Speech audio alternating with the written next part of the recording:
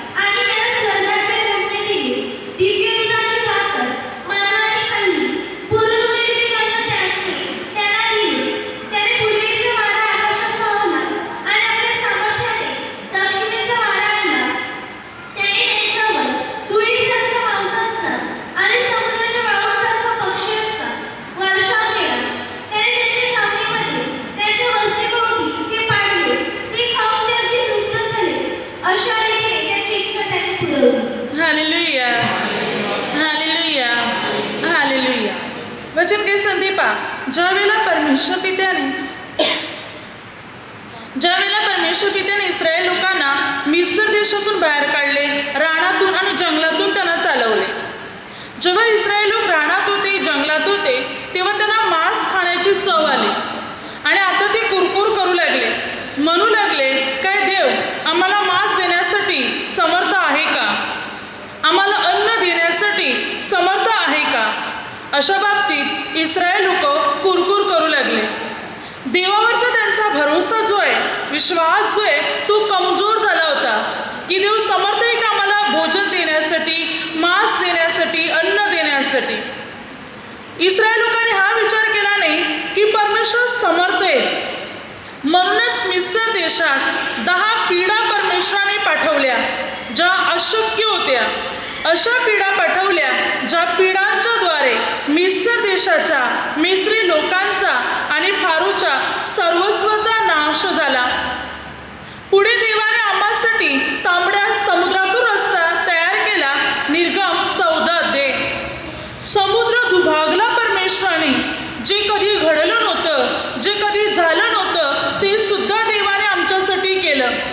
तांबड्या समुद्रातून आम्हासाठी रस्ता तयार केला. पाणी भिंतीप्रमाणे उभे राहिले आणि आम्ही कोरड्या भूमीवरून चालून गेले. हा विचार या इस्रायल लोकांनी केला नाही. आता मांस खाण्याची चव आली तेव्हा मात्र कुरकुर करू लागले आणि म्हणू लागले, काय देव मांस देण्यासाठी समर्थ आहे का? देव भाकर देण्यासाठी समर्थ आहे का? आमची इच्छा तृप्त करण्यासाठी परमेश्वर समर्थ आहे का? या बाबतीत मात्र इस्रायल लोक कुरकुर करू लागले. परंतु परमेश्वर हर एक गोष्टी समर्थ परमेश्वर आहे. तो सर्व काही करू शकतो. परमेश्वराने काय केलं? इस्रायल लोकांना मांस देण्यासाठी, अन्न देण्यासाठी, भोजन देण्यासाठी देव पित्याने अनेक गोष्टी घडून आणल्या. जसे की त्यांना मांस खाण्याची इच्छा झाली, देवाने त्यांच्यावर मांसाचा वर्षाव केला. पक्ष्यांचा लावे पक्षी देवाने आणले आणि इतकं मांस देवाने त्यांना दिलं की 2 हात उंचीचा थर जमा झाला. एवढं मांस इस्रायल लोक ज्या ठिकाणी राहते त्या ठिकाणी, संपूर्ण ठिकाणी मांसच पडलं गेलं. एक दिवसाची मजल पुढे, एक दिवसाची मजल मागे चालून जातील इथपर्यंत मांस पडलं गेलं. इतक्या प्रकारे परमेश्वराने पक्षाचं मांस मात्र इस्रायल लोकांना दिलं. एक दिवसाची मजल म्हणजे एक दिवस वाट चालून जातील. म्हणजे समज इस्रायल लोक समज या ठिकाणी आहेत, या ठिकाणी मटण मांस पडलेलंच आहे, परंतु एक दिवस आसपास मात्र एक दिवस चालून जातील. कितपर्यंत? मात्र एक दिवस वसईच्या पुढे जातील जास्त, किंवा मात्र विरारच्या पुढे, विरार रोड त्या ठिकाणी अभि रोड पर्यंत तरी चालत जातील. एका दिवस सकाळी निघाल संध्याकाळी पुढे जास्त जातील. तोपर्यंत मांस पडत गेलो पुढे मागे, सर्व ठिकाणी मांसच मांस, इतकं मांस की 2 हात उंचीचा थर जमला. एवढं मांस 2 हात उंचीचा थर, एवढं मांस जे कधी त्यांच्या आजी आजोबाने बाप दादाने कधी पाहिलं नसेल, इतकं मांस देवाने त्यांना दिलं. मांस मटण विकणाऱ्या व्यक्तीने कधी पाहिलं नसेल आपल्या आयुष्यात. एवढं मांस देवाने दिलं इस्रायल लोकांना. तो संपूर्ण दिवस, संपूर्ण रात्र, दुसरंही संपूर्ण दिवस मांस गोळा केलं, पसरून ठेवलं छावणीभोवती, जणू काही सुकत घातलं. आणि देवाने एकाच दिवशी नाही, दररोज देव पिता त्यांना मांस देऊ लागला, मटण देऊ लागला. दररोज सकाळी भाकर म्हणजे सकाळी माना आणि संध्याकाळी मांस, दररोज 40 वर्षापर्यंत. इस्रायल लोक म्हणत होते देव मांस द्यायला समर्थ आहे का? पण देवाने एवढं मांस दिलं, एवढं मटण दिलं की मात्र 2 हात उंचीचा थर जमला. इस्रायल लोक राहत होते तिकडे पण मटण, आणि पुढे 1 दिवसाची वाट चालून जातील, मागे 1 दिवसाची वाट चालून जातील, इथपर्यंत मटण पडलं गेलं.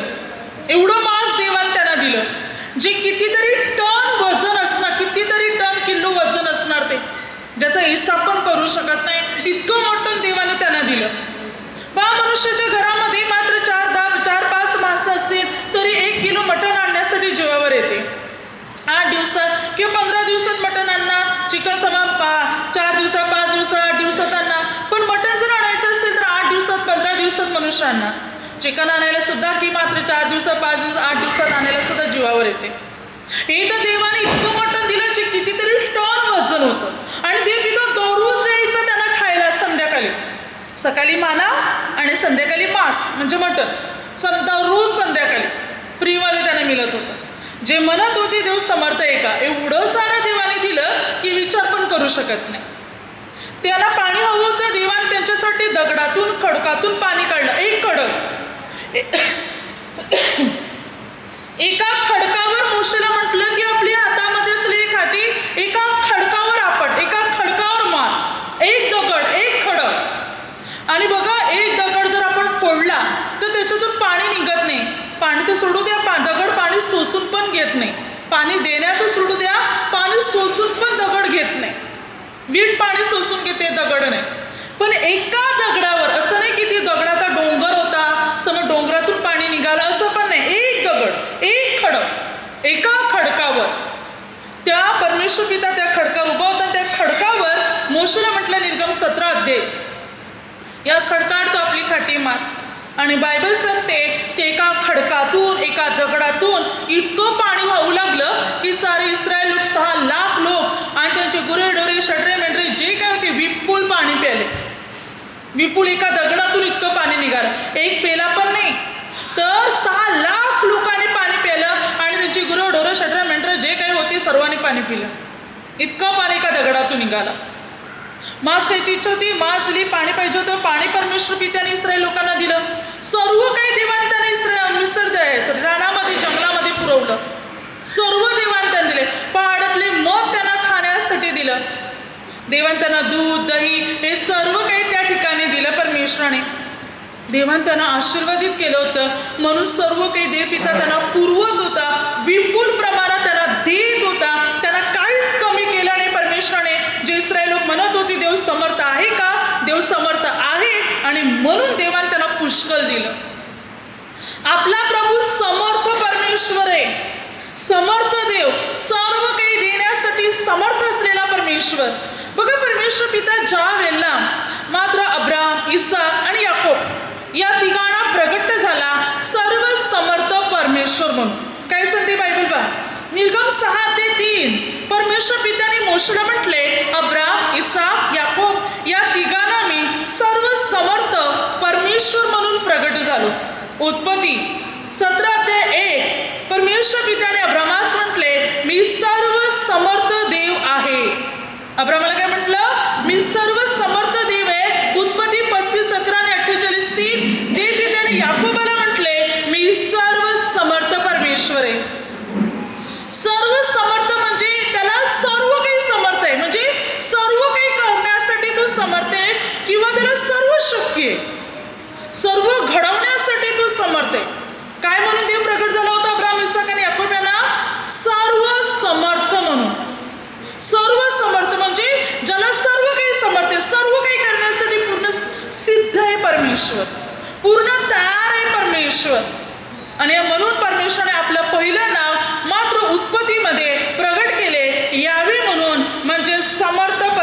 म्हणून. देवपित्याने म्हटलं, मी परमेश्वर आहे, यावे यहोवा म्हणजे सर्व समर्थ परमेश्वर म्हणून. देवाने आपलं नाव तिथे प्रगट केले की मी सर्व समर्थ परमेश्वर आहे म्हणून. Hallelujah, hallelujah. आणि परमेश्वर पित्याने आपलं नाव प्रथम मोशेला प्रगट केले, पण अब्राम, इसाक, याकोब यांना सर्व समर्थ नाव प्रगट केले की मला सर्व काही समर्थ आहे. आज आपल्या जीवनात समस्या आहे, संकट आहे, दुःख आहेत, निराशा आहे किंवा आजार आहेत, विकार आहेत, अनेक मात्र संकटाचे प्रसंग आहेत. आणि आपल्याला वाटत असेल काय, प्रभू मला याच्यातून सोडवण्यासाठी समर्थ आहे का? प्रभू माझ्या आजार बरे करण्यासाठी समर्थ आहे का? माझ्या जीवनात एखादी गोष्ट अवघड आहे, कठीण आहे, प्रभू ती शक्य करण्यासाठी समर्थ आहे का? अनेक वर्ष झाले मला मुलाबाळाची देणगी नाही, काय देव मला बाळाची देणगी देण्यासाठी समर्थ आहे का? अनेक वर्ष झाले माझा धंदा व्यवस्थित चालत नाही, परंतु काय आता प्रभू माझा धंदा व्यवस्थित चालविण्यासाठी समर्थ आहे का? अशा अनेक मात्र प्रश्न तुमच्या जीवनामध्ये निर्माण झाले असतील, परंतु प्रभू सर्व काही करण्यासाठी समर्थ आहे. त्याला कोणतीच गोष्ट अवघड, कठीण, अशक्य मिळत नाही, तर शक्य आहे. तो समर्थ परमेश्वर आहे. पहा बायबल काय सांगते, मत्ती 9:27-31. 2 आणले व्यक्ती प्रभू येशूकडे आले. ज्या प्रभू एका घरात गेले, 2 आणले व्यक्ती त्या ठिकाणी आले. आणि 2 आणले व्यक्ती त्या ठिकाणी आल्यानंतर प्रभूने त्यांना म्हटले, काय मी कराव्यास समर्थ आहे असा तुम्ही विश्वास धरिता का? त्याने म्हटलं आम्हाला दृष्टी हवी आहे. त्या प्रभूने म्हटलं, काय मी कराव्यास समर्थ आहे असा तुमचा विश्वास आहे का? तेव्हा त्याने म्हटलं होय. म्हणजे आमचा विश्वास आहे की प्रभू तुम्ही आम्हाला दृष्टी देऊ शकता, ज्याद्वारे आम्ही पाहू शकतो तुम्ही कराव्यास समर्थ आहात.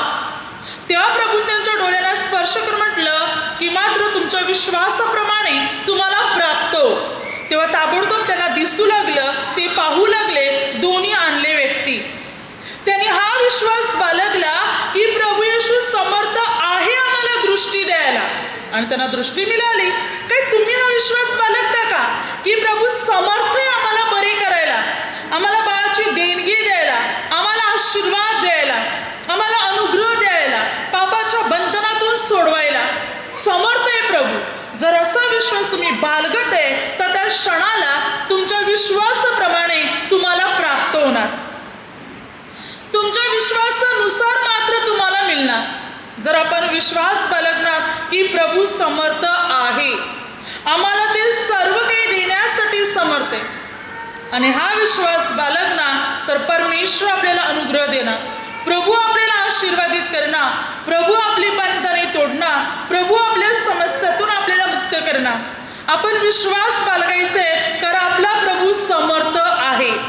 म्हणून बायबल काय सांगते पहा, इब्रिलोकास पत्र 7:24-25. देवाजवळ जाणाऱ्यांना पूर्णपणे प्रभू येशू ताराव्यास समर्थ आहे. जे प्रभू जवळ येतात त्या प्रत्येकाला तारण्यासाठी प्रभू समर्थ आहे, त्यांचा उद्धार करण्यासाठी प्रभू समर्थ आहे, त्यांची बंधने तोडण्यासाठी समर्थ आहे, मग ते किती अवघड घेऊन असू दे. परंतु प्रभू समर्थ आहे आपला उद्धार करण्यासाठी, आपले तारण करण्यासाठी, आपली प्रगती करण्यासाठी प्रभू समर्थ आहे. दानिएल 3 पाहतो, शद्रेक, मेशक, अबेदनेगो ज्या वेळेला नबूकदनेस्सर राजाने एक सोन्याची मूर्ती बनवली होती, मोठी भव्य मूर्ती, आणि राजाने म्हटलं होतं सारंगी, वीणा, वाद्य, डब या सर्व वाद्यांचा आवाज जेव्हा तुमच्या कानी पडेल तेव्हा सर्वांनी मी बनवलेल्या सोन्याच्या मूर्तीला नमन करायचं. तेव्हा डब, सारंगी किंवा इतर सारे वाद्यांचा आवाज आला. सर्वांनी नबूकदनेस्सर राजाने बनवलेल्या मूर्तीला नमन केले, परंतु शद्रेक, मेशक, अबेदनेगो या तिघांनी मात्र नमन केले नाही. ही गोष्ट राजापर्यंत येऊन पोचली. राजाला राग आला. राजाने म्हटले, एकदा मी तुम्हाला संधी देतो, पहा जेव्हा डब, सारंगी, वीणा किंवा इतर वाद्यांचा आवाज तुमच्या कानी पडेल तेव्हा मात्र तुम्ही मी बनवलेल्या सोन्याच्या मूर्तीला तुम्ही नमन करावे. परंतु या तिघांनी उत्तर दिले, महाराज आम्ही त्या मूर्तीला नमन करणार नाही, आम्ही राजाज्ञा मान्य करणार नाही,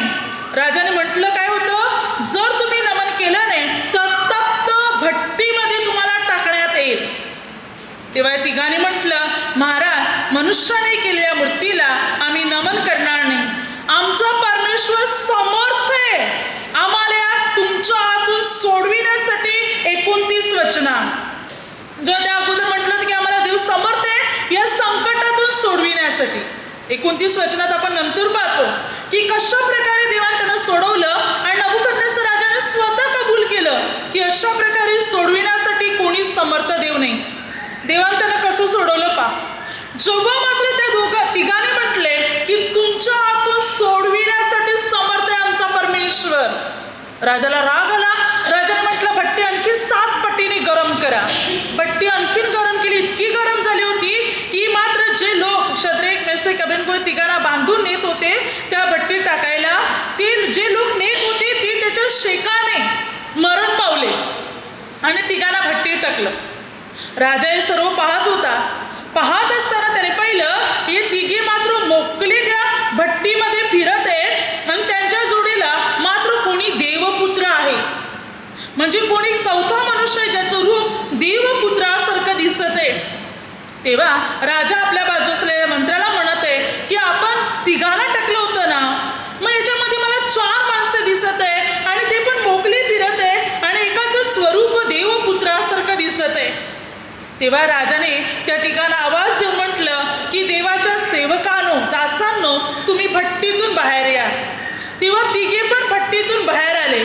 जेव्हा ते बाहेर आले तेव्हा त्यांना कोणती इजा झाली नव्हती, जखम झाली नव्हती, अगदी त्यांचा केस सुद्धा होरपलेला नव्हता, त्यांच्या अंगाला अग्नीचा वास सुद्धा नव्हता.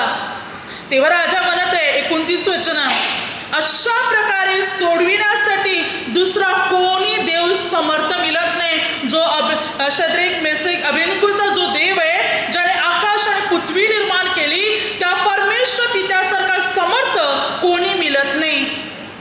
कारण या तिघांनी परमेश्वरासाठी आपले देह अर्पिले, पण देवाने आपल्या दिव्य दूताला पाठवून या तिघांना त्याच्यातून बाहेर काढले, सुरक्षित ठेवले. नबुकदनेस्सर राजाला सुद्धा हे प्रमाण पटले की परमेश्वर खरोखर जिवंत देव आहे, त्याच्यासारखा समर्थ देव कोणता मिळत नाही. हे या नबुकदनेस्सर राजाला पण कळाले. खरोखर आपला परमेश्वर समर्थ परमेश्वर आहे, जो तप्त भट्टीतून, अग्नीतून सोडविणारा परमेश्वर आहे, आपल्याला सुरक्षा देणारा परमेश्वर आहे, आपल्याला सांभाळण्यासाठी समर्थ असलेला परमेश्वर आहे, जो मात्र आपली काळजी घेतो, आपल्याला सहाय्य करतो. वचन काय सांगते पहा. वचन सांगते इब्री लूकास पत्र 2:18, ज्यांची परीक्षा होते त्यांना सहाय्य कराव्यास तो समर्थ आहे. ज्यांची परीक्षा होते बघा, शद्रेक, मेसेक, अबेदnego या तिघांची जणू काही ती परीक्षा चालू होती, पण या परीक्षेत सुद्धा देवाने त्यांना सहाय्य केले, कारण तो सहाय्य कराव्यास समर्थ आहे. आपला प्रभू समर्थ परमेश्वर आहे, आपल्याला मदत करण्यासाठी समर्थ परमेश्वर आहे. पहा बायबल काय सांगते. मार्क 1:40-42, एक कुष्ठरोगी प्रभूकडे आला आणि प्रभूकडे विनंती करू लागला की आपली इच्छा असेल तर आपण मला शुद्ध कराव्यास समर्थ आहात. काय म्हणत आहे कुष्ठरोगी? प्रभूची आपली इच्छा असेल तर आपण मला शुद्ध कराव्यास समर्थ आहात. तेव्हा प्रभूने आपला पुढे केला आणि त्याला स्पर्श केला. तक्षणी ताबडतोब त्याचे कुष्ठ निघून गेले, तो बरा झाला, तो शुद्ध झाला. त्याने विश्वास बाळगला, प्रभूची इच्छा असेल तर मी बरा होईल, कारण प्रभू समर्थ आहे माझे कुष्ठ काढण्यासाठी, माझ्या कुष्ठरोगाचा आजार बरा करण्यासाठी प्रभू येशू समर्थ आहे. त्याने हा विश्वास बाळगला होता आणि ताबडतोब मात्र त्याचे कुष्ठ निघून गेले. प्रभूने म्हटलं माझी इच्छा आहे, शुद्ध हो. लागले, कुष्ठ निघून गेले, ताबडतोब तो बरा झाला, ताबडतोब तो शुद्ध झाला.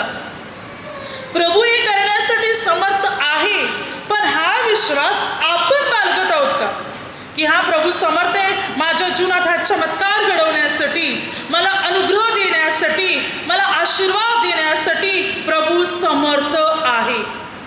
आणि हा विश्वास आपण बाळगला तर प्रभू आपल्याला आशीर्वादित करणार. अब्रामाच्या बाबतीत पहा, रोमकरास पत्र 4:18-21 वचनापर्यंत. अब्राम आणि सारा म्हातारे झाले होते, पूर्ण म्हातारपण. अब्रामाचं शरीर निर्जीव, सारीचं गर्भाशय निर्जीव. बालाला जन्म देण्याचे कोणते तत्व नव्हते त्यांच्यामध्ये, तरी सुद्धा अब्रामाने विश्वास ठेवला की ज्याने वचन दिले तो पूर्ण करण्यासाठी समर्थ आहे, अशी त्याची पक्की खात्री होती की देव हे करू शकतो.